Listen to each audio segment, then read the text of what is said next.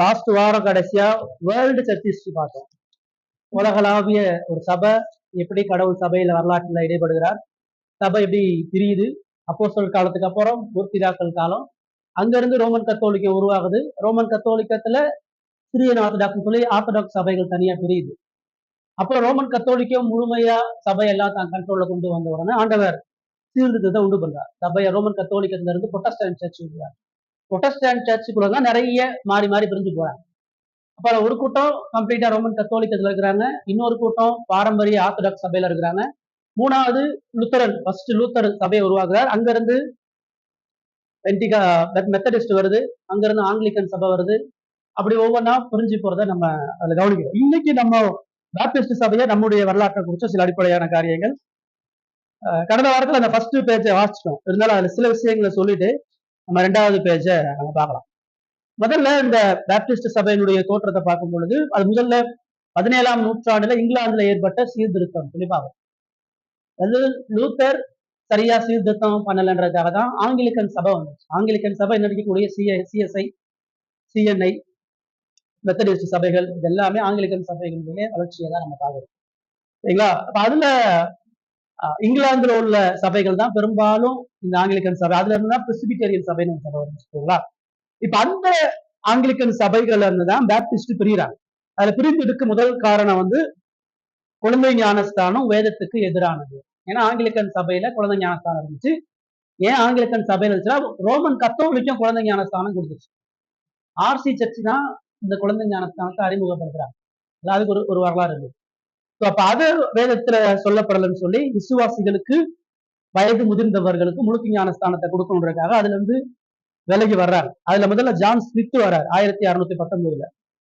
அதுக்கப்புறம் அவரோட சேர்ந்து பயணிச்ச தாமஸ் ஹெல்விஸ் ஜான் ஸ்மித்ல இருந்து பிரிஞ்சு 1612 லண்டன்ல ஃபர்ஸ்ட் பர்டிகுலர் பாப்டிஸ்ட உருவாக்குறார். ஏன்னா ரெண்டு பிரிவுகள்ல ரெண்டாவது நம்ம பார்க்கிறோம். பாப்டிஸ்ட்ல ஜான் ஸ்மித் போதிச்ச ஒரு போதனை, தாமஸ் ஹெல்விஸ் போதிச்ச ரெண்டு போதனை வருது. அதுல ஒண்ணு பொதுவான பாப்டிஸ்ட், ரெண்டாவது குறிப்பிட்ட பாப்டிஸ்ட். இந்த பொதுவான பாப்டிஸ்ட் ஜான் ஸ்மித்தும் தாமஸ் ஹெல்விஸ் ஆகியோருடைய போதனைகளை பின்பற்றினாங்க. அது ஆரம்ப காலத்தில் இருக்கக்கூடிய ஆர்மீனிய கொள்கையை கொண்டு இருக்குதுன்றதை பார்க்கிறோம். ஏசு எல்லாரும் காண்டி மறைச்சார். குறிப்பிட்ட பாப்டிஸ்ட்ன்றது அதுல இருந்து பிரிஞ்சு பர்டிகுலர், ஏன் பர்டிகுலர்னு சொன்னாங்கன்னா 1630 அவங்க பாப்டிஸ்டுக்குள்ள இருந்து பிரிஞ்சு போனாங்க. அவங்க வந்து கால்வினிஸ்ட கொள்கையை பின்பற்றி இயேசு குறிப்பிட்ட மக்களுக்காக மரித்தார் அப்படின்றத பின்பற்றினாங்க.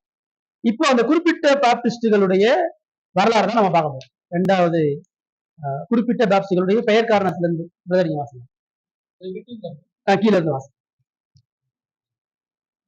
குறிப்பிட்ட பாப்டிஸ்ட் பெயர் காரணம் குறிப்பிட்ட என்ற வார்த்தை இவர்களது ரட்சிப்பு குறித்த இறையியல் கோட்பாட்டிலிருந்து வந்தது. இயேசு கிறிஸ்து சிலுவையில் மரித்தது குறிப்பிட்ட மக்களுக்காக, அதாவது தேவன் முன்குறித்து தெரிந்து கொள்ளப்பட்டவர்களுக்காக மட்டுமே என்று இவர்கள் நம்புகிறார்கள்.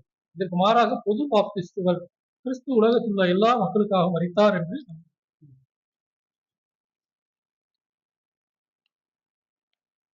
இறையியல் பின்னணி கால்வினியம் குறிப்பிட்ட பாப்டிஸ்டுகள் தங்களை சீர்திருத்தப்பட்ட பாப்டிஸ்டுகள் என்றும் அழைத்துக் கொள்கின்றனர். போதகர் முடிவெடுக்கிறதுமே ஏசு என்ன அதிகாரத்தை கொடுத்துருக்காரோ அதை சொல்றதா. நீங்க ஒரு பிரச்சனையில மாட்டிட்டீங்க, நான் உங்களுக்கு உதவி செய்யறதுன்றது நான் நினைச்சது சொல்றது, ஏசு நினைச்சது உங்ககிட்ட சொல்றேன். அதுக்குதான் நான் அழைக்கப்பட்டது. எனக்குன்னு சுய அத்தாரிட்டின்றது ஒண்ணுமே கிடையாது. நீங்க இந்த சபையில ஒரு விசுவாசியா உங்களுக்கு ஒரு வேலை இருக்குது, எனக்கு போதகனா ஒரு வேலை இருக்குது, அவ்வளவுதான். எனக்கு பிரசங்கிக்கிற வேலை, உங்களுக்கு என்னோட சேர்ந்து அதை கேட்டு கீழ்ப்படிஞ்சு வாழ்ற வேலை, அவ்வளவுதான். ரெண்டு வேலை தான் இருக்கு. அதிகாரம் அப்படின்னு சொன்னாவே அதுதான் நம்ம பார்க்கிறோம், வேதம் மட்டுமே அதிகாரம். இப்போ இந்த ரெண்டு பாப்டிஸ்ட்ல நம்ம ஏன் பர்டிகுலர் பாப்டிஸ்ட், ரிஃபார்ம் பாப்டிஸ்ட் எல்லாமே பர்டிகுலர் பாப்டிஸ்ட். உலகளாவிய அமெரிக்கால இங்கிலாந்துல நிறைய பாப்டிஸ்ட், மதுரையிலே பார்த்தீங்கன்னா 4-5 பாப்டிஸ்ட், சென்னையில இருக்கு. இப்ப எல்லா இடத்துலயுமே நம்மளுடைய ஐக்கியம் இருக்கிறது. இன்னொன்று ரிஃபார்ம் பாப்டிஸ்ட் இருக்கிற எல்லாரோடையும் நம்ம சேர்வது, அவங்கள்ட்டையும் நம்ம சில முரண்பாடுகளை கொண்டுதான் இருக்கு. ஏன்னா பாவம் இருக்கிற வரைக்கும் எப்பயுமே புரிதல் வித்தியாசமா இருக்கிறதுனால முரண்பாடு இருக்கு. நம்முடைய ஐக்கியம் யாரோட இருக்குன்னா சுவிசேஷத்தை, வேதத்துல சொல்லப்பட்ட இயேசுவினுடைய சுவிசேஷத்தை ஏற்றுக்கொள்ளுகிற யாரோடையும் நம்ம ஐக்கியப்படும். வேதத்துல சொல்லப்பட்ட இயேசு ரட்சகர், இயேசு ஆண்டவர், மனுஷன் பாவி ஆபத்துக்காண்டு இயேசு சிலுவையில ரத்த சிந்தி ஒரு மனிதனை பரலோகத்துக்கு கூட்டிட்டு போறார் அப்படின்ற உபதேசத்தை கொண்டிருக்கிற நபர்களோட நம்ம ஐக்கியத்தையும் ஃபெல்லோஷிப்பையும் வச்சிருக்காங்க. அப்படி நம்ம ஐக்கியம் பாப்டிஸ்டுக்கு வெளியே வருது. சென்னையில எனக்கு தெரிஞ்ச லுத்தரன் சபை, அங்க ஒரு ஜெகதீஷ் ஒரு பாஸ்டர், அவருடைய சபா ஆராதனை உரைமைகள் சபா அமைப்புகள் எல்லாத்துலயும் நம்ம வித்தியாசப்படுறோம், முரண்பாடு. ஆனா தனிப்பட்ட மனிதனா அவருடைய தேவ பக்தி, இயேசுவுக்காக அவர் செய்கிற ஊழியத்துல நம்ம ஒன்றிணை. அவரை மதுரை சபையில் நம்ம பிரசங்கம் பண்ண வச்சிருக்கோம், அங்கி போட்டு தான் வருவார், கயிறு கட்டி தான் வருவார். அவர் நம்ம என்ன பார்த்தோம், நம்ம விசுவாசிக்கிற அதே சுவிசேஷத்தை அவர் வச்சிருக்கோம். இப்போ நம்ம நம்ம போட்டு நிறைய புக்கு ஜேசி ரயில் புக்கு தான் நிறைய இருக்கு. ஜேசி ரயில் வந்து பேப்டிஸ்ட் கிடையாது, அவர் ஒரு ஆங்கிலிக்கன் சபையை சேர்ந்தவர். ஆங்கிலிக்கன்ல இருந்தா நம்ம பிரிஞ்சு வர்றோம், ஆனா ஒரு ஆங்கிலிக்கனை நம்ம அங்கீகரிக்கிறோம். ஏன் அங்கீகரிக்கிறோம்? இந்த அடிப்படையான சுவிசேஷத்துல அவர் நம்மகிட்ட ஒத்து போறார், நாம அவரோட ஒத்து போறோம். சபை அமைப்புல மத்ததுல வித்தியாசம் இருந்தாலும் இதுல ஒத்து போறோம். கால்வின் ஒரு பிரெஸ்பிட்டேரியன், நம்ம கால்வினிஸ்ட் நம்ம சொல்றோம், ஆனா கால்வின் சொல்ற எல்லாத்தையும் நம்ம ஏத்துக்கிறது. ஏன்னா கால்வின் குழந்தை ஞானஸ்தானம் இருக்குன்றாரு. அப்ப அவர்கிட்ட நம்ம சில விஷயங்களை முரண்படுறோம், ஆனா அடிப்படையான சத்தியங்கள் அவர்கிட்ட இருந்தா கத்துக்கிறோம், அவரோட தான் நம்ம கேட்கிறோம். ஒண்ணு என்னன்னா, வேதம் சொல்றதை ஒருத்தர் சொல்லும் போது அவரோட நம்ம ஐக்கியப்படுறோம், வேதத்துல இருந்து அவர் வழி விலகும் போது நம்ம அவர்கிட்ட விலகி நிற்கிறோம். இதுதான் நம்ம விளையாட்டு. அதனாலதான் இந்த ரிஃபார்ம் பேப்டிஸ்ட்லயுமே ஆந்திரால ரிஃபார்ம்டு பென்டிகாஸ்டல் பேப்டிஸ்ட் சர்ச் இருக்கு. அவங்க பென்டிகாஸ்டல் பேப்டிஸ்ட் சர்ச், அதை நீங்க பென்டிகாஸ்ட் சொல்ல முடியாது, பேப்டிஸ்ட் சொல்ல முடியாது. இன்னைக்கு காலகட்டத்துல ஒரு சர்ச்சை பேரை வச்சு நீங்க அடையாளப்படுத்த முடியாது. ஏன்னா அந்த சபைக்கே அந்த பேர் எதுக்கு இருக்குன்னு தெரியுது. சிஎஸ்ஐக்கு அதனுடைய கொள்கை என்ன, அவங்களுடைய நம்பிக்கை என்னன்னு தெரியாது. அதனால பெண்டகோஸ்டே ஆராதனை இப்ப சிஎஸ்ஐக்குள்ள வருது. பாரம்பரிய ஆராதனை முறைகள் எல்லாம் அவங்க விட்டாங்க. சாட்சி சொல்றது, கையை தூக்குறதுலாம் 40 வருஷத்துக்கு முன்னாடி சிஎஸ்ஐல கிடையவே கிடையாது. இதெல்லாம் கல்ச்சருக்கு ஏற்ற மாதிரி அவங்க மாறுறாங்க. எப்பயுமே ஒரு சபையை பேரை வச்சு நம்ம அடையாளப்படுத்த முடியும். சீர்திருத்த பேப்டிஸ்ட் சபை, சீர்திருத்த சபைன்னு வச்சு நேரத்துக்கு விரோதமாகவும் இருக்க முடியும். அந்நிய பாஷை பேசி பென்டிகாஸ்ட் ஆராதனை செய்யக்கூடிய பேப்டிஸ்ட் சர்ச் இருக்கு. நீங்க நாகாலாந்து மணிப்பூர்லாம் பாத்தீங்கன்னா நாகாலாந்துல 99% பேப்டிஸ்ட் சர்ச், ஆனா அது எல்லாமே பென்டிகாஸ்ட் சர்ச் மாதிரி இருக்கும். ஆரம்பிச்சவங்க சரியா ஆரம்பிச்சாங்க, இன்னைக்கு அதெல்லாம் மாறி போயிருச்சு. அதனால பேர் கிடையாது, நம்ம எப்படி அந்த கொள்கைகளை உள்வாங்குறோம். ஆமா, அவன் பாவி தானே, சாதாரண மனுஷன் தானே, எவ்வளவு பெரிய தேவ மனிதனா இருந்தாலும் தவறு செய்ய முடியல. அப்படிதான் நம்ம புரிஞ்சுக்கணும். நீங்க சபை தலைவர்கள் யார்கிட்டையுமே பூரணமான குற்றமே இல்லாத ஒரு சத்தியத்தை சொன்னாங்க சொல்ல முடியாது. லூத்தர் வைராக்கியமா போராட்டத்தில் நம்ம லூத்தரோட சேர்ந்து இருக்கிறோம். ரோமன் கத்தோலிக்கத்தை எதிர்த்து இதுதான் சத்தியம்னு சொல்லும் போது அதுல நம்ம இருக்கிறோம். ஆனா சபை அமைப்புல லூத்தர் தப்பு விட்டுட்டாரு, அதனால நம்ம அவருக்கு வெளியே வரோம். அதே மாதிரிதான் எல்லார்ட்டையும் நம்முடைய ஐக்கியம் என்பது லிமிடேஷன் தான். எதுல அவங்களோட ஐக்கியப்படுறதா, உங்களோட ஐக்கியப்பட நீங்க சொல்ற எல்லாத்தையும் நான் ஏற்றுக்க வேண்டிய அவசியம் இல்லை. ஒரே சபைக்குள்ள இருந்து நீங்க ஒரு புரிதல், நான் ஒரு புரிதலை கொண்டு இருக்கேன். அப்ப எனக்கு என் மனைக்குமே நிறைய முரண்பாடு. பைபிள் சார்ந்த புரிதல்லையே அவங்க ஒண்ணு சொல்லுவாங்க, நான் ஒண்ணு சொல்லுவேன். அவங்க வேற மாதிரி சொல்லுவாங்க, நான் வேற மாதிரி சொல்லுவேன். ஆனா விசுவாசத்தின் அடிப்படையில, சத்தியத்தின் அடிப்படையான சுவிசேஷ அடிப்படையில எனக்கு அவங்களுக்கு ஒரு மித்த கருத்து இருக்கு. அப்படிதான் நம்ம பயணிக்கணும். நான் பாஸ்டாக நான் சொல்றது எல்லாமே சத்தியமா இருக்க வேண்டிய அவசியம் கிடையாது. பவுல் பிரசங்கம் பண்ணும் பொழுது இவன் சொல்றது பைபிள் இருக்குதா இல்லையான்னு பெறவையப்பட்டதை வாசிதான். பைபிள் இருக்கிறத நீ பேசுறியா, அவன் பார்த்துதான் பவுலை நம்புறான். எவ்வளவு வல்லமையான பிரசங்கி இருந்தாலும் கடவுளுடைய வார்த்தை அவன் சரியா சொல்றானா பாக்குறான். ஏன்னா அப்போஸ்தலனாகிய பேதுரு பிரசங்கத்துக்கு ஏற்ற மாதிரி நடந்துக்கலாம், யூதனோட சேர்ந்து கலந்துக்கிறான். இப்ப நான் போய் பேதுருவோட சேர்ந்து கலந்துக்க முடியாது. அந்த இடத்துல பர்னபாஸ் வந்து பவுலை விட்டு ஊழியத்துல பிரியிறான். சொல்லப்போனா ஆண்டவர் பர்னபாஸ் தான் ஆறுதலின் மகன் சொல்றாரு, சொத்தை வித்துட்டு வரணும்னு சொல்றாரு. பவுலுக்கு முன்னாடி பர்னபாஸ் தான் ஊழியத்துல பயன்படுத்தப்படக்கூடிய கருவியாக. பவுலே அவன் தான் கொண்டு வந்து நிறுத்துறான். பாப்பா அவன் திருந்திட்டான்பா, ஒரு பிரசங்கிக்கிறாமா, அவன் தான் காட்டுறான். முதல் பிரசங்க ஊழியத்துல பர்னபாஸ் தான் நடத்துறான், பவுல் பின்னாடி வர்றான். பர்னபாஸ் தவறும் பொழுது ஆண்டவர் பர்னபாஸுடைய ஊழியத்தை நிறுத்திட்டு பவுலை தேர்ந்தெடுத்து பயன்படுத்தும். அப்ப எவ்வளவு தூரம் நம்ம அவரை பார்க்கிறோம், எவ்வளவு தூரம் அவரை பார்க்கிறோம். சத்தியம் சொல்லக்கூடிய சபையிலையும் நம்ம கவனமா உள்ள இருந்து சொல்றாங்களான்றத எல்லாருடைய. இப்ப அதுலதான் நம்ம ஒரு சபைக்கு ஒழுங்கு இருக்குன்றதுக்காண்டி அந்த முதல்ல பெயர் காரணம், இந்த பர்டிகுலர்ன்றது குறிப்பிட்ட மக்களுக்காக இயேசு மரித்தார்ன்ற ஒரு போதனைனால. ஏன் அதை சொல்றாங்கன்னா இந்த ABCD 5 விஷயம், இதுதான் நம்ம சபையா சுவிசேஷத்தை குறித்த அடிப்படையான கொள்கை. இந்த கொள்கை வந்து கால்வின் சொல்றது. இந்த கொள்கை வந்து சபை பிதாக்கள் அடிப்படையா இது தெரிஞ்சுக்கணும். ஏன்னா ஆர்மீனியஸும் இதுக்கு அப்படி ஆப்போசிட்டா இருக்கு. அதனால இந்த கொள்கையை நம்ம செய்ய வேண்டியதா சொல்றது. இப்போ அதுல முழுமையான சீர்கேடு, அதாவது மனிதன் ஒரு பொழுதும் அவனா விரும்பி கடவுள்கிட்ட வர முடியாது, ரட்சிப்பா தேட முடியும். ஆர்மீனியன் என்ன சொல்லுதுன்னா, மனுஷன் பாவத்துக்கு செத்து இல்ல, பாவத்துக்கு அடிபட்டு இருக்கிறான்னு. புற்றுயிரும் புலையுயிருமா மனுஷன் இருக்கிறான். சுவிசேஷம் அவனை அந்த காயத்தை கழுவி அவனை உயிர்ப்பிக்கிறது. ஏன்னா மனுஷன்கிட்ட கொஞ்சம் நல்லது இருக்குது. அவன் ஏழைகளுக்கு உதவி செய்யறான், அவன் அன்பு செலுத்துறான், அவன் மன்னிக்கிறான். அதனால பாவத்தினால மனுஷன் முழுமையா செத்து கிடையாது அப்படின்னு ஆர்மீனியன் சொல்லு. அதனாலதான் நம்ம பிரிஞ்சு சொல்ல என்ன இருக்குது, இல்லப்பா அவன் துளி அளவு கூட கடவுளுக்காக எதையும் செய்ய முடியாது நினைக்கிறான். அதான் பாவம் பண்ணவன் அவன் கடவுளுக்கு எடுத்த காரியங்களை செத்து இருக்கிறான். அவன்கிட்ட ஒரு சொட்டு நல்லது இல்லை. யான் அவன் சொல்றாரு, மனுஷங்கிட்ட ஒரு சொட்டு நல்லது இருந்துச்சுன்னா இயேசு பரலோகத்திலிருந்து கீழே வர வேண்டிய அவசியம் இல்லைன்ற. புற்றுயிரா இருக்கிறவன் எப்படியாச்சும் காயத்தைப்பட்டு சுகப்படுத்தி உயிர் அடைஞ்சிருவான்ல. அவனுக்கு உயிரை கொடுக்கணும் ஒரு ஆள் தேவையில்லை. செத்து மரித்து போனவனுக்கு தான் உயிர் தேவை. அக்கிரமங்களால நம்ம மரித்திருந்த நம்ம உயிர்ப்பித்தார். அதுக்குதான் நம்ம இந்த கொள்கையை சொல்ல வேண்டியது இருக்குது. டோட்டல் டிப்ரவிட்டி, பாவத்துல மனுஷன் செத்துருக்கான், கிருபை இல்லாம அவன் பார்க்க. ரெண்டாவது நிபந்தனையற்ற தெரிந்து கொள்ளுதல். ஆர்மீனியன் என்ன சொல்லுதுன்னா நிபந்தனை உள்ள தெரிந்து கொள்ளுதல். அதாவது ஆர்மீனியன் கடவுள் உலக தோற்றத்துக்கு முன்னாடி முன்குறிக்கிறார், கரெக்ட். ஆனா அவர் யாரை முன்குறிக்கிறார் அப்படின்னா, யாருக்கு விசுவாசம் இருக்கு முன்னாடி அவர் பார்த்துறார். இவன் விசுவாசிப்பான், இவன் பரிசுத்தமா வாழுவான், இவன் ஊழியம் பண்ணுவான், இவன் எனக்கு நன்மை செய்வான்றதை பார்த்து கடவுள் முன்குறிக்கிறார் அப்படின்னு ஆர்மீனியன் சொல்லுவாங்க. நம்ம என்ன சொல்றோம்னா அதான் நிபந்தனை அற்ற தெரிந்து கொள்ளுதல். முன்குறித்தல்ல இவன் விசுவாசிப்பான், இவன் பரிசுத்தமா வாழுவான், இவன் தனக்கு இதை செய்வான் தெரிஞ்சு கடவுள் முன்குறிக்க. ஆர்மீனியன் மனித தகுதியின் அடிப்படையில முன்குறித்தல் நடந்திருக்குன்னு சொல்லுது. நம்ம என்ன சொல்றோம், இவன் அயோக்கியன், இவன் திருடன், இவன் கொலகாரன், இவன் விபச்சாரக்காரன் தெரிஞ்சு அவர் முன்குறிக்கல. சிலுவையில் அறையப்பட்ட கல்லையன் முன்குறிக்கப்பட்டது.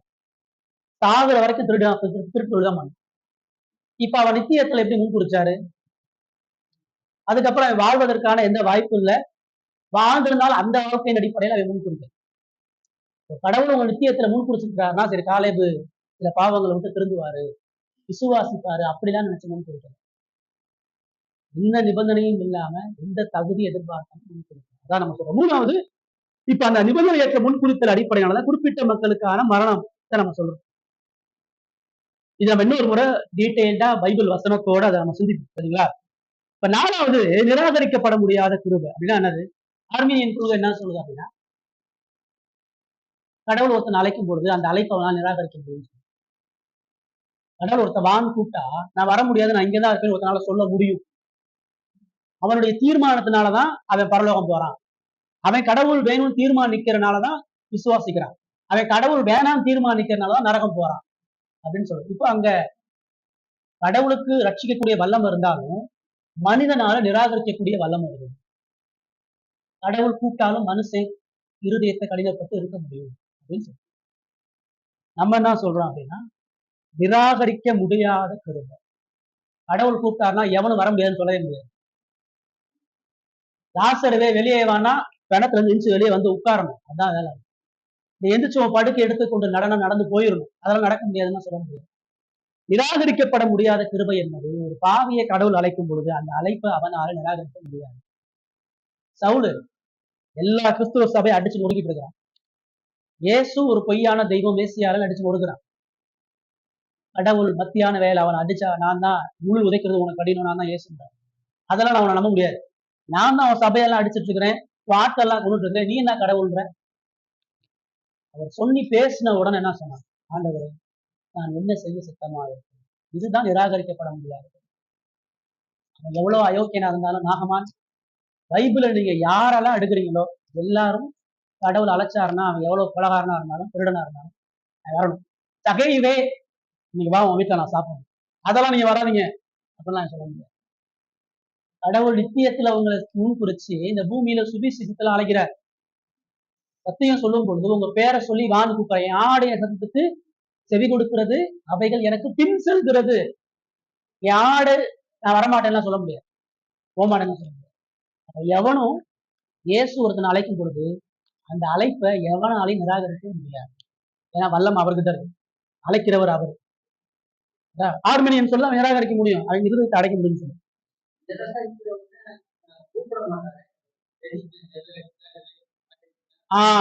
கூப்பிடுவாரு. பைபிள் சொல்லுது, கஷ்டப்பட்டு பாரம் சுமக்குள்ள எல்லாரும் வாருங்கள்ன்றார். தெரிந்து கொள்ளப்பட்டவர்கள் எல்லாரும் வாருங்கள்னு சொல்லல. விசுவாசிக்கக்கூடிய மக்களை எல்லாரும் வாருங்கள்னு சொல்லல. சுவிசேஷ அழைப்பு எல்லாருக்கும் இருக்குது. இவர் வரமாட்டாரு, இவர் விசுவாசிக்க மாட்டார், தெரிஞ்ச கடவுள் அழைக்கிறார். ஆனா அந்த அழைப்பை ஏன் கொடுக்குறாருன்னா, கடவுளுடைய இரக்கத்தையும் தயவையும் நரகத்துக்கு போகிறதுக்கு முன்னாடி அவன் தெரிஞ்சுக்கொண்டதுக்காண்டி கொடுக்குறான். இவர் கூப்பிட்டா சிலர் வரமாட்டாங்கன்னு தெரியும். ஆனாலும் தனது அன்பின் நிமித்தமா நியாய தீர்ப்புனால நீங்க என்னை கூப்பிடல, நீங்க என்னை அழைக்கலன்னு சொல்ல முடியாதுல்ல. அதற்கு அதான் சொல்றாரு, நீங்கள் புறப்பட்டு உலகம் எங்கும் சகல ஜாதிகளுக்கும் சுவிசேஷத்தை பிரசங்கம். சபை பிரசங்கம் பண்ணும் பொழுது தெரிந்து கொள்ளப்பட்டவர்களாம் விசுவாசத்துக்கு வாங்கலாம் சொல்ல முடியாது. எல்லாரும் பாவத்துல இருக்கிற ஓம் பாவத்துக்காக இயேசு சிலுவையில மறிச்சிருக்கிறார். அவர் உன்னை ரட்சிக்க வல்லமை உள்ளவராக, நீ இயேசு விசுவாசின்னு எல்லாருக்கும் சொல்றான். ஆனா எல்லாரும் வரமாட்டான். அதையும் நம்ம நம்ப. அழைப்பு கொடுத்த எல்லாரும் உள்ள வரமாட்டான். அழைப்பு கொடுத்ததுல நிராகரிக்கப்பட முடியாம எவனை எதிர்க்கிறாரோ அவன் மட்டும்தான் வருவான். பிதாவால தெரிந்து கொள்ளப்பட்டு குமாரன் கையில ஒப்பு கொடுக்க மட்டும்தான் வருவான். அதனால 2 கல்லனுக்கு அழைப்பு கொடுத்தாரு, ஒரு கல்லை மட்டும்தான் விசுவாசிச்சு வந்தான். 2 பேர்ல ஒருத்தர் ஏற்றுக்கொள்ளப்பட்டு ஒருத்தர் கைவிடப்படுறாங்க. 10 குஷ்டரோகி சுகமாக ஒருத்தர் நன்றியோட திரும்ப வருவாங்க. சுகம் எல்லாருக்கும் இருக்குது, ஆசீர்வாதம் எல்லாருக்கும் இருக்குது, அழைப்பு எல்லாருக்கும் இருக்குது. யாரு விசுவாசத்துல வருவா? நிராகரிக்கப்பட முடியாத கிருபை இறைப்பட்டிருக்கான அவன் மட்டும்தான், அவனால மட்டும்தான் வரணும். அப்படிதான் அப்போஸ்தலர் நடவடிக்கையில நம்ம ஒவ்வொரு விஷயத்தையும் பார்க்கணும். 5வதா பரிசுத்தவான்களின் விடாமுயற்சி. என்ன சொல்றோம்? இருந்து போன பாவியை கடவுள் ரட்சித்து கிருபையால அழைக்கும் பொழுது அவன் பின்வாங்கி போறது கிடையாது. பின்வாங்கி போனா ரட்சிப்பை இழந்து போறது கிடையாது. பின்மாற்றம் அடைவான். விசுவாசியா பாவம் செஞ்சு விழுந்து போக முடியும், ஆராதனைக்கு வராம இருக்க முடியும், சில பாவங்கள்ல நீண்ட நாள் இருக்க முடியும். ஆனா அங்கேயே மறிக்க முடியாது. தாவீது விபச்சாரத்துல விழுந்தான், எச்சரிக்கப்பட்டு மறுபடியும் உறவை புதுப்பிக்கிறான். சாலமோன் விக்கிரக வழிபாட்டுக்கே போறான், 1000 பெண்ணை திருமணம் பண்றான். கடைசி காலத்துல எல்லாம் மாயைன்னு ஒத்துக்கிட்டு கடவுள்கிட்ட மனம் திரும்பி வர்றான். கெட்ட குமாரன் எல்லாத்தையும் அழிச்சிட்டு போறான், ஆனா பிதா தகப்பண்டத்துக்கு திரும்பி வந்துடுறான். பரிசுத்தவான்கள்னா ரட்சிக்கப்பட்ட ஒவ்வொருத்தனுக்குள்ளேயும் ஆவியானவர் அனுப்பும் பொழுது அவன் பாவத்துல விழுந்தாலும் ரட்சிப்பை இழக்க முடியாது. ஏன்னா ரட்சிப்பை அவன் சம்பாதிக்க, ரட்சிப்பு அவன் கையில எதுவுமே இல்லை, முழுமையா கடவுளுடைய கையில இருக்கு.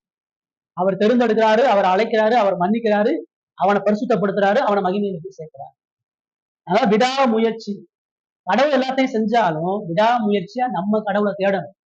அதுக்குதான் ஆவியானவரை கொடுக்குறாரு. அவிசுவாசியால தொடர்ந்து கடவுளை தேட முடியும். யூதாஸ் போனா பாரு, எல்லாத்தையும் இழந்து இயேசுட்ட மறுபடியும் ஒப்புரவாகாம பின்வாங்கி போயிட்டான். பவுல் ஊழியத்தில் நிறைய பேரை சொல்றாரு, தேமா பிரபஞ்சத்தின் மீது ஆசை வச்சு என்னை விட்டு பின்வாங்கிட்டாங்க, உண்மையை மனை சென்றும் என்னை விட்டு பிரிஞ்சு போயிட்டாங்கன்னு சொல்லி இவங்கெல்லாம் பின்வாங்கி விசுவாச கப்பலை சேதப்படுறாங்கன்னு சொல்லி அவங்கெல்லாம் மெய்யாக அழைக்கப்படலை, ரட்சிக்கப்படல. இவங்கெல்லாம் மெய்யாகவே ரட்சிக்கப்படல, சரிங்களா? ஆனா ரட்சிக்கப்பட்டவன் போராடுவான், ஓடுவான், மகிமையை அடையிற வரைக்கும் ஓடுவான். கடவுள் அவனுக்குள்ளாக செயல்படுத்தும். இதுதான் ரட்சிப்பை குறித்த 5 அடிப்படையான எல்லா சீர்திருத்த சபைகளுடைய கொள்கை. பாப்டிஸ்ட் மாத்திரம் இல்ல, சிஎஸ்ஐல இதான் கொள்கை. சிஎஸ்ஐ விசுவாச அறிக்கையில இதான் இருக்கும். நிறைய புரொட்டஸ்டன்ட் சர்ச்ல அந்த கொள்கை இருக்கு. அதாவது நம்ம மட்டும் இல்ல, எல்லாரும் வச்சிருக்கிறாங்க. இப்ப அடிப்படை விசுவாசம் நம்ம பேருக்கு ஏற்ற மாதிரி இருக்குது. பாப்டிஸ்ட் பேருக்கு முதல்ல பிப்ளிக்கல் அத்தாரிட்டி, வேத சொல்லாத எதையும் உள்ள சேர்க்கறது இல்லை. வேதத்துல உன்னை கூட்டி செய்யறது இல்ல, குறைச்சி செய்யறது. ஏன் இப்ப நம்முடைய ஆராதனையில 2 பாட்டு, ஏன் ஒரு பழைய ஏற்பாடு ஒரு புதிய ஏற்பாடு, ஏன் பிரசங்கம் முடிஞ்ச கம்யூனியன், ஏன் நம்ம அழைப்பின் வசனத்துக்கு அப்புறம் ஜெபம் பண்றோம், ஏன் பிரசங்கத்துக்கு அதிக நேரம் கொடுக்குறோம், ஏன் ஆசீர்வாதம் முடிக்கிறோம்னா இதுதான் ஜப ஆலய ஆராதனை. இயேசு தான் வாழ்ந்த காலகட்டத்துல இந்த ஆராதனையை தான் அங்கீகரிச்சார், செஞ்சார். இந்த ஆராதனை முறைமை தான் அப்போஸ்தலர்களும் செஞ்சாங்க. இப்ப அவங்க ஆராதனையில கையத்தூக்கு, சாட்சி சொல்லு, உனக்கு என்ன அனுபவமோ அனுபவத்தை சொல்லு, நீ அந்நிய பாஷை பேசு, நீ தீர்க்க தரிசனம் சொல்லு, உனக்கு பிடிச்ச பாட்டை போடு, நீ 2 டான்ஸ் ஆடு, இதெல்லாம் என்ன சொல்றான், ஏன் கொண்டு வர்றான்? மக்களுக்கு பிடிச்சது ஆராதனையில செய்யு, மக்கள் உற்சாகமா இருக்கணும், மக்கள் உன் பிரசங்கத்துல தூங்கக்கூடாது, மக்களுக்கு குதூகலம் இருக்கணும், மக்களுக்கு. அப்ப அவனுடைய ஆராதனையிலே கடவுளுடைய வார்த்தை மையமா மனிதன் மையமா தான் தீர்மானம். அவன் கடவுள் சொல்றதை விட்டுட்டு கலாச்சாரத்துக்கு ஏதுவானது, மனிதனுக்கு ஏதுவானது ஆராதனை சொல்றாங்க. அதான் நம்ம ஆராதனையில உங்களுக்கு பிடிச்சது, எனக்கு பிடிச்சது, எனக்கே சில விஷயங்கள் பிடிக்கலாம், உடனே அதை செய்யறேன். அவர் சொல்லியிருக்கிறார், அது நமக்கு பிடிக்காம இருக்கலாம், போர் அடிக்கலாம், ஒன்றும் இல்லாம இருக்கலாம். அவர் ஒரு நோக்கத்தை தாண்டி அந்த ஆராதனை முறைமையை கொடுத்திருக்கிறார். வருங்காலத்துல பார்க்க போறேன் இந்த ஆராதனை செய்யறது. இப்போ எல்லாத்துலயும் வேத அதிகாரம், மனித பாரம்பரியம் எதிர்க்க கூடாது. ரெண்டாவது, உள்ளூர் சபையின் தன்னாட்சி. இது ரெண்டாவதா சொல்றோம்னா, பாரம்பரிய சபைகள்ல, ஆங்கிலிக்கன் சபைகள்ல உள்ளூர் சபை தன்னாட்சி கிடையாது. பேராயர், அதுக்கு மேல ஒரு பேராயர், அதுக்கு மேல சினாய்டு, அதுக்கு மேல ஒரு 4 கிராமத்துக்கு ஒரு பாஸ்டர், 5 கிராமத்துக்கு ஒரு பாஸ்டர், சுழற்சி முறையில ஒரு பாஸ்டர், இங்க இருந்து அங்க போவார், அங்க இருந்து அங்க போவார், திரும்ப இங்க இருந்து இங்க போவார். எதுவுமே வேதபூர்வமானது கிடையாது. பைபிள் தெளிவா என்ன சொல்லுன்னா, கொரிந்து சபை அப்படின்னா அங்க தீமோத்தேயு ஒரு பாஸ்டர், எபேசு சபை அங்க தீத்து ஒரு போதகர், கொலேசு சபை அங்க எப்ராத்திக்கு ஒரு போதகர். இந்த சபையை நிறுவுறதுக்கு தான் பவுல் போய் விசுவாசிகளை கூப்பிட்டு அவங்களுக்குள்ளே ஒரு தலைவரை நிரூபிச்சுட்டு அவர் வெளியே வந்தார். இனி யார் பொறுப்பு? அந்த உள்ளூர் சபை அந்த உள்ளூர் போதகருடைய வேத அதிகாரத்துக்கு கட்டுப்பட்டு. எருசலேம் சபை போய் எபேசு சபையில போய் மூக்க நுழைக்க முடியாது. எபேசு சபை சிமிர்னா சபையில போய் என்ன பிரச்சனை கேட்க முடியாது. இங்க இருக்கிற போதகனை அவன் தூக்க முடியாது. இங்க ஆடுகளுக்கு ஒரு மெய்ப்பன், இந்த ஆடுதான் மெய்ப்பன் யாருன்றது அடையாளப்பட்டு, இந்த ஆடுதான் இந்த மெய்ப்பன் அடையாளப்படுறார். சரிங்களா? இப்ப வேற சபையில உள்ள பேராயர் நீ ஒழுங்கா அங்க ஊழியம் பண்ண தூக்கி நீ இந்த சர்ச்சுக்கு போ, அவருக்கு அந்த சபைக்கு அவருக்கு எந்த உறவு இருக்காது, அவர் அங்க போவார், விவரத்துக்கு இங்கே போடுவார் அப்படின்னு இருக்காரு. இப்ப நான் 3 வருஷம் இந்த சர்ச்சில் ஊழியம் பண்ணிட்டு இங்க ஒருத்தர் நியமிச்சு திரும்ப இன்னொரு சர்ச்சை போய் அங்க ஒரு ஊழியம் பண்ணிட்டு அப்ப இன்னொரு சபை, அப்படி போகக்கூடாது. அதே மாதிரி தலை சபை, கிளை சபை, பிரான்ச் சபை, அதெல்லாம் பைபிள்ல எங்கேயுமே கிடையாது. எருசலேம் பிரதான சபை தான், ஆனால் தலை சபை கிடையாது. கொரிந்து சபையில பிரச்சனை வந்தோன்னா எல்லாம் எருசலேம் சபைக்கு போகும்னு சொல்லல. உன் பிரச்சனை நீ தான் ஹேண்டில் பண்ணணும், நீ தான் சரிப்படுத்தணும். உன் போதகரும் விசுவாசத்தை கூட நீ தான் சரிப்படுத்தணும். கொலோசு சபைக்கு உன் பிரச்சனை, பிலிப்பு சபைக்கு உன்னுடைய பிரச்சனை, அவங்களதான் மேய்ப்பர்களை கூப்பிட்டு சரி பண்ண சொல்றாரு. அதான் நம்ம சொல்றோம், இல்ல பைபிள்ல எங்கேயுமே தலை சபை எல்லாமே ஒரே சபை, இயேசு சபை தான். அதுல தலை சபை, வால் சபை, கால் சபை எதுவுமே கிடையாது. எல்லா சபையும் இயேசுவோட சபை. பெரிய சபை சிறிய சபை எல்லாம் கிடையாது இல்ல. அப்போ இப்ப ரோமன் கத்தோலிக்கத்துல என்ன பிரச்சனைனா, போப்பு கீழே பேராயர்கள், அது கீழே கார்டினல், அது கீழே லேமன் பாஸ்டர், இதெல்லாம் சிஎஸ்ஐல இருக்கு, ஆங்கிலிக்கன்ல இருக்கு. மெய்யான பிப்ளிக்கல் சபையில அது இயங்கக்கூடாது. ஒரு சர்ச்சுக்கு ஒரு பாஸ்டர், சபை வளரும் பொழுது தன்மை கொண்ட போதவர்கள் நியமிக்கிறோம். அதான் நம்ம விசுவாசிகள். விசுவாசிகள் அனைவரும் ஆசாரியர்கள். அங்க பார்த்தேன்னா ஆராதனை முடிஞ்சோன்னா எல்லாம் வரிசையா போய் நின்று போதகட்ட ஜெபம் பண்ணும், போதக தலையில வச்சு ஜெபம் பண்ணுவேன். அப்படின்னா அப்புறம் ஆசாரி என்ன சொல்றாரு, நான் உன்னை விட மேல, உனக்கு கடவுளுக்கு நான் தான் மத்தியாசம், பாஸ்டர் போய் ஜெபம் பண்ணுவேன். எக்ஸாம் இருக்கும்போது பாஸ்டர் போய் ஜெபம் பண்ணேன், அவன் ஜெபம் பண்ண மாட்டேன். கல்யாணத்துக்கு போய் பாஸ்டர் போய் ஜெபம் பண்ணுவேன். பாஸ்டரை ஒரு பிரதான கடவுளுக்கும் நமக்குமான ஒரு மத்தியஸ்தரா இன்டைரக்டா கூட வச்சிருக்க. அங்க எல்லாமே உன்னை விட நான் கொஞ்சம் ஆவிக்குரிய வாழ்க்கையில வளர்ந்துருக்கேன், உன்னை விட எனக்கு வரங்கள் கூட, உன்னை விட எனக்கு ஞானம் கூட, அது நீ எல்லாம் என்கிட்டதான் வரணும். அப்படி கிடையாது. நம்ம ஒரு பொழுது சொல்றதே இல்லை. உன் படிப்புக்கு நீ தான் ஜெபம் பண்ணணும், உன் வேலைக்கு நீ தான் ஜெபம் பண்ணணும், உன் குடும்பத்தினுடைய மீட்புக்கு நீ தான் ஜெபம் பண்ணணும். போதகர் யாரையும் ரட்சிக்க முடியாது, யாருக்கு எந்த ஆசீர்வாதத்தையும் வழங்க முடியாது.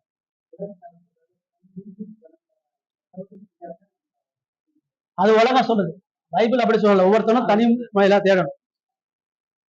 ரெண்டாவது 2 திருவிழா சாதனம் அப்படின்னா, ஆராதனையில கடவுள் கொடுத்திருக்கக்கூடிய 2 சடங்குகள் என்று சொல்ல விட இயேசுவே கொடுத்த கட்டளை. பைபிள்ல பாரம்பரியத்தில் இருக்கக்கூடிய எந்த சடங்கும் கிடையாது, யூத கலாச்சார சடங்கு எதுவும் கிடையாது. 2 விஷயம் தான் நம்ம செயல்பாட்டுல செய்யறோம். ஒண்ணு ஞானஸ்தானம் கொடுக்குறோம், இன்னொன்னு திருவிருந்து கொடுக்குறோம். ஆனா இத 2 தான் இயேசு புதிய ஏற்பாட்டுல செய்ய சொன்னார். நிறைய சபையில ஜெபம் பண்ணி எண்ணெயை கொடுப்பாங்க, எண்ணெயை போய் தேய். சில சபைகள்ல பூக்களை கொடுப்பாங்க, சில சபைகளை மெழுகு தெரிய வைக்கிறாங்க. இந்த பாரம்பரிய சடங்கு முறை எதையுமே நம்ம சபையில கொண்டு வரக்கூடாது. வாக்கு தத்த அட்டைகள் கொடுப்பாங்க, மாசம் வருஷம் வாக்கு தத்த அட்டை, அதெல்லாம் செய்யக்கூடாது. அதெல்லாம் பைபிள் நமக்கு எந்த சொல்லும். ஆள் கழுவி ஞானஸ்தானம் கொடுக்கணும்.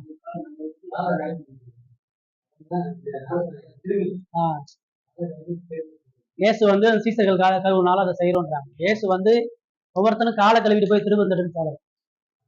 நீ உன் பெருமையை ஒழிச்சுட்டு என்னைய போல தாழ்மை இன்னொருத்தனுக்கு சேவை செய்யன்ற காணி சொன்னார். நீங்க இன்னொருத்தனை கால கழுவியும் பெருமையா இருக்க முடியும், இன்னொருத்தனுடைய கால கல்வியும் மன்னிக்காம அன்பு இல்லாம இருக்க முடியும். விஷயம் நீங்க கால கழுவுறது இல்ல, அந்த யூத கலாச்சாரத்தை இயேசு கத்துக் கொடுக்குறாரு. வீட்டுல இருந்து வெளியே எல்லாரும் உள்ள வர்றாங்க, அங்க ஒரு அடிமை இல்ல, சீசர்கள் யார் அந்த வேலையை செய்ய வந்தப்பட்டு நான் தான் பெரிய வந்து நிற்கிறாங்க. இயேசுவே தன் அடிமையை காட்டி சேலையை எடுத்து அரைக்காட்சியை கட்டி அவன் கால் எடுத்து தண்ணி ஊற்றி கழுவுற அடிமையா வேலை செய்ய. நீ ஒருத்தனுக்கு ஒருத்தன் தாழ்மையா விட்டு கொடுத்து அடிமையா இருந்தாங்கன்னு செய்யப்படும். ஆமா ஆமா. அப்புறம் தனி மனி ஆன்மீக சுதந்திரம், இண்டிவிஜுவல் சோல் லிபர்ட்டி. யாரையும் நம்ம புஷ் பண்ணி ஃபோர்ஸ் பண்ணி சபையில இதை செய்யி, இதை செஞ்சாகணும், கட்டாயப்படுத்தக்கூடாது, எதுக்குமே கட்டாயப்படுத்தக்கூடாது. ஒவ்வொரு ரட்சிக்கப்பட்ட விசுவாசியும் தனது மனசாட்சியின்படி ஆராதிக்கவும் ஈடுபடவும் தனியான சுதந்திரம் அவங்களுக்கு. வேலையை தேர்ந்தெடுக்கிறதுல, திருமணத்தை தேர்ந்தெடுக்கிறதுல போதகர் ஆலோசனை தான் கொடுக்க முடியும். பைபிள் இப்படி சொல்லுதுப்பா, இதை செய்யணும்னா சொல்ல முடியும். செய்ய வேண்டிய பொறுப்பு உங்களுக்கு தான். உன் கையை பிடிச்சி தடுத்து நிறுத்தி நீ இதை தான் படிக்கணும், இந்த வேலையில தான் இருக்கணும், இவங்கதான் கல்யாணம் பண்ணணும்னு ஒரு விஷயம் சொல்ல முடியும். ஆராதனைக்கு சீக்கிரம் வாங்குன்னு தான் நான் சொல்ல முடியும். வராதவங்களை வெளியே நில்லுங்க நான் சொல்ல முடியாது, தண்டிக்க முடியாது. ஸ்கூல் கிடையாது, சர்ச். சரிங்களா? இப்ப சபையில மறுபடியும் நியாயப்பிரமான அடிமைத்தனத்துக்கு மக்கள் ஒப்புகுத்த முடியாது. திருப்பையும் மன்னிப்பையும் தான் வழங்கணும். அப்படிதான் இருப்பான். பாளையத்துல தூங்கிட்டு இருக்கிறாரு, எந்திரிச்சு சொல்றதா? அவருக்கு பல உபாதைகள் இருக்கும், பல சங்கடங்கள் இருக்கும், பல பலவீனங்கள் இருக்கும். அதை நம்ம தொடர்ந்து சொல்லி சொல்லி சொல்லி ஆவியானவர்களுக்குள்ள புரிய வச்சாதான் செய்ய முடியும். யாருமே நம்ம போஸ்ட் பண்ண முடியாது. தனி அதுதான் அது. அப்படிலாம் பண்ணோம்னா நம்ம சரியா நடத்தலான்ற. சர்ச்சை வந்து ஜெயில் மாதிரி நடத்தக்கூடாது. ஒவ்வொருத்தருக்கும் தனிப்பட்ட விருப்பமும் சுதந்திரமும் இருக்குது. யாரும் யாரையும் கட்டாயப்படுத்த முடியாது. ரைட்டுங்களா? ஃபைனலா ரட்சிக்கப்பட்ட விசுவாசிகள் மட்டும்தான் சபையில மெம்பர் ஆக முடியும். அதெல்லாம் நம்ம விசுவாசத்துக்கான கால அவகாசப்படுது. இன்னைக்கு நீங்க இவரை கூட்டிட்டு வரீங்க, நான் இயேசுவை சொல்றேன், ஆமாங்க நான் பாவீங்க, இயேசு ரட்சகருங்க, உடனே அடுத்த வாரம் ஞானஸ்தானம் கொடுத்து அவர் சேர்த்துக்கிறது. இவருக்கு எந்த பொறுப்புமே இல்லை. இவர் பாட்டுக்கு வருவாரு, உட்காருவாரு, திருவிருதுல பங்கு பெற்று போயிருப்பார். அப்படிலாம் இல்லை. பைபிள் தெளிவா சொல்லுது, ரட்சிக்கப்பட்டிருக்கணும், விசுவாசத்தை வெளிப்படுத்தணும், அப்பதான் சபையில சேர்க்க முடியும். நம்ம கூட்டம் சேர்க்கறதுக்கு சபை நடக்கும், இயேசுவை மகிமைப்படுத்துறதுக்கு சபை நடக்கும், இயேசுக்கான ஆடுகளை சம்பாதிக்கிறது சபை நடக்கும். ரைட்டு. அப்புறம் ரெண்டு ஆபீஸ் என்ன சொல்றோம் அப்படின்னா, புதிய ஏற்பாடுல நீங்க வாசிச்சு பாத்தீங்கன்னா ஒரு சபையை மெய்ப்பதற்கும் வழி நடத்துவதற்கும் 2 பதவிகள் சொல்றதை விட 2 வேலைகளை மட்டும்தான் கடவுள் கொடுத்தார். எருசலேம் சபையில, எபேசு சபையில ஒவ்வொரு முறை லெட்டர் எழுதும் பொழுது பரிசுத்தமாக்கப்பட்ட திருச்சபைக்குன்னு எழுதுறார். இல்லது திருச்சபையினுடைய மூப்பர்களுக்கு நான் எழுதுகிறதாவது பேதர் எழுதுறார். அப்படி இல்லைன்னா மூப்பர்களுக்கும் உதவிக்காரர்களுக்கும் எழுதுறார். பவுல் ஊழியம் பண்ண போறார், பவுல் பிரசங்கம் பண்றாரு, பவுல் குல உடன் வேலையாட்களா மார்க்கு போறாரு, தீமோத்தேயு தீத்து போறார், அவங்க பிரசங்கம் பண்ணாங்க. ஆனா பவுல் பிரசங்கம் பண்ணுவதற்கு தேவையான எல்லா பக்கபலமா இருந்து செய்ய வேண்டிய உதவிகளை செய்யறாங்க.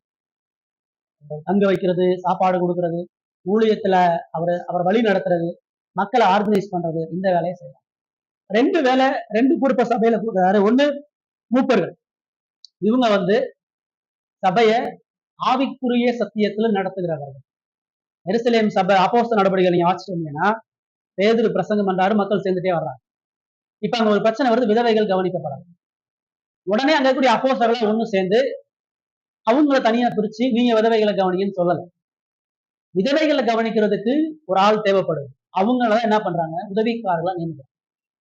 அவங்க சபையினுடைய சரீர தேவைகளை சந்திக்க நியமிக்கப்படுறாங்க. ஏழை, நோய்வாய்ப்பட்டவன், விதவை, ஆதரவற்றவன், இவனை விசாரிக்கிறதுக்கு ஒரு குரூப் வேலை செய்யறாங்க. பாஸ்டர்ஸ் வந்து மக்களுக்காக ஜெபிக்க சொல்றாங்க, நாங்க ஜெபிக்கவும் கடவுளுடைய வார்த்தையை பிரசங்கிப்பதற்கு எங்களை அர்ப்பணிச்சிருக்கிறோம், எங்களை இந்த பாரத்தினால போட்டு அழுத்தாதுங்க. பாஸ்டர் ஜாப் ஜனங்களுக்கு ஆவிக்குரிய ஆகாரத்தையும் சத்தியத்தையும் கொடுக்கறது மட்டும்தான். சபையில் உள்ள ஏழையை போய் யாரு விசாரிக்கணும், ஒரு நோய்வாய்ப்பட்டவனை யாரு பார்க்கணும், அதுக்குதான் ஆண்டவர் டீக்கன்ஸை நியமிக்கிறார், அவங்க உதவிக்காரர்கள் நியமிக்கிறார். சபையினுடைய கட்டிட பணி, மெட்டீரியலா செய்ய வேண்டிய உதவிகள், மக்களை போய் சந்திக்கிறது, மீட்டிங் ஆர்கனைஸ் பண்றது, மீட்டிங் ஆர்கனைஸ் தேவையான உதவிகளை செய்யறது, இந்த வெளிப்புற வேலைகள் எல்லாம் உதவிக்காரர்கள் செய்ய. அதுக்குமே பைபிள் தகுதி சொல்லுது, சும்மா எல்லாரையும் செய்ய சொல்லுது. உதவிக்காரனுக்கு குவாலிட்டி இருக்குது, அதை மட்டும்தான் அவன் மட்டும்தான் செய்ய முடியும். அவன் அதுக்குன்னே அழைக்கப்பட்டிருப்பான், கமிட்டடா இருக்கும். நீங்க அவனை கூப்பிட்டு இந்த வேலை செய்யுன்னு சொல்லவே தேவை. அவனுக்குள்ள அந்த வரம் இருக்கும்போது அவனா வாலண்டியரா செய்யும். மதுரை சபையெல்லாம் ஒரு ஒரு குடும்பம் இருக்குது. சர்ச்சில் யாரு பிசிக்கலா சஃபர் ஆனாலும் வியாதிப்பட்டாலும் ஆளா போயிடுவாங்க. பாஸ்ட் யாருமே சொல்ல மாட்டாங்க. ஒருத்தனுக்கு காய்ச்சல் நம்ம இன்ஃபார்ம் பண்ணிட்டோம்னா போய் அவனுக்கு மருந்து கொடுத்து பணத்தை கொடுத்து ஹெல்ப் பண்ணுவாங்க. ஒருத்தர் ஒரு பிரசவத்துல இருக்கும் பொழுது, அது வயோதிக வியாதிகள் இருக்கும் பொழுது அவங்களை யாரும் போய் செய்யும் சொன்னதே இல்லை. இன்ன வரைக்கும் வாலண்டியரா போய் செஞ்சுட்டே இருக்கான். இது கடவுள் அவங்களுக்கு கொடுத்த தாளந்து. கடவுள் அங்க வேண்டும். ஒரு கூட்டம் பினான்சியலா ஹெல்ப் பண்ணிட்டே இருக்கும். சபையில அவங்க எங்க இருக்காங்கன்னே தெரியாது, கொடுத்துக்கிட்டே இருப்பான். யாரும் அவனை கொடுக்க சொல்லவே இல்லை. அவனா வாலண்டியரா இழந்து கொடுப்பான். ஆச்சரியமா இருக்கும் கொடுக்கறத பார்த்தா. சில பேர் வெளியே இருக்கக்கூடிய ஊழியக்காரனுக்கு கிராம ஊழியக்காரங்களை போய் தாங்கி உதவி பண்ணிட்டு இருக்காங்க. சில பேர் மொழியாக்கம் பண்ணிட்டே இருப்பாங்க.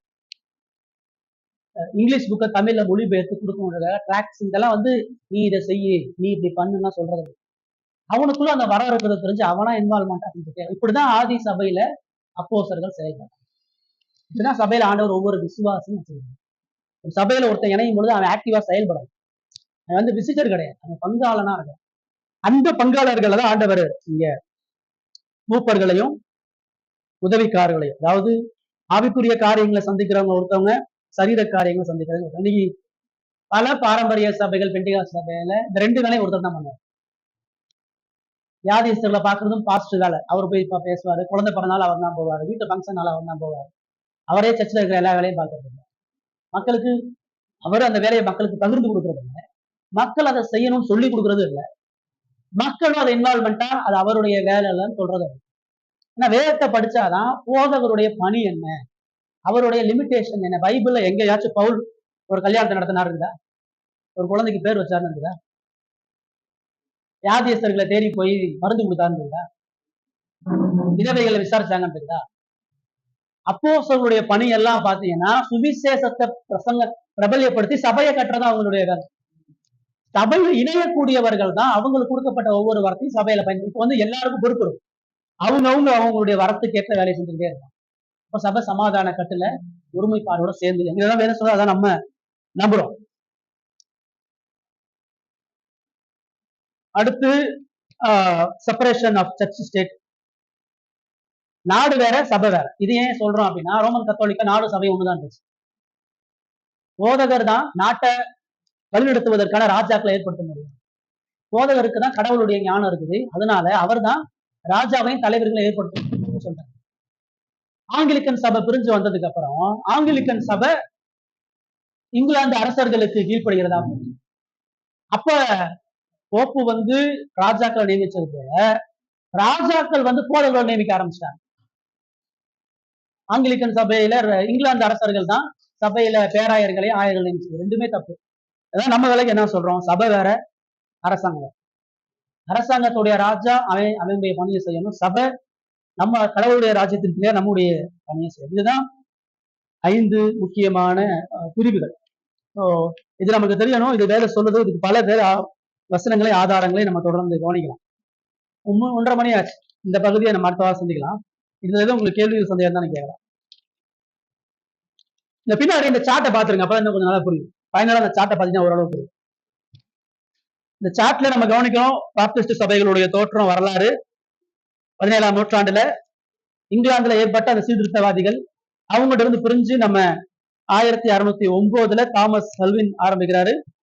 12 இங்கிலாந்துல முதல் ஆரம்பிக்கிறாங்க. அதுல முக்கியமா ஜான் பனியன் அந்த காலங்களில் மோட்ச பயன் ஒரு பெரிய புக் இருக்கு. அது எழுதுனது ஒரு பாப்டிஸ்ட் ஜான் பனியன். அதுக்கப்புறம் தாமஸ் செல்வின், பெஞ்சமின் பீச் இவங்க எல்லாம் லண்டன்ல அந்த காலத்துல ஊழியம் செய்யறாங்க. அங்க இருந்து 2 முக்கிய பிரிவுகளா பொது பாப்டிஸ்டும் குறிப்பிட்ட பாப்டிஸ்டும். அது ஆர்மினிசிய கொள்கை, இது கால்வினிச கொள்கை. அதுல இருந்து இறையியல் கொள்கை, வேதமே அதிகாரம், உள்ளூர் சபையினுடைய தன்னாட்சி, 2 அருட்சாதனம், தனி மனித சுதந்திரம், விசுவாசி மட்டும்தான் அங்கத்துவத்தில் இருக்க முடியும், 2 சபை பொறுப்புகள், சபையும் நாடும் பிரிந்திருக்கக்கூடிய அதிகாரத்தை பார்க்கணும். அதுல சுவிசேஷ கொள்கைகள் 5 முக்கிய கொள்கைகள் என்னன்றதை பார்க்கலாம். அடுத்த வாரம் இந்த பாப்டிஸ்ட வளர்த்தவங்க யார் யார், எங்க இருந்து யார் யார் வளர்த்தாங்கன்ற ஒரு சின்ன இன்ட்ரோடக்ஷனை பார்ப்போம். இன்னைக்கு எப்படி இது இயங்குதுன்றத அடுத்த வாரம். ரைட், இது நமக்கு தெரியணும். நம்ம எதை நம்புறோம், நம்ம எப்படி புரிஞ்சு வந்தோம், நம்முடைய நம்பிக்கை என்னங்கிறது நமக்கு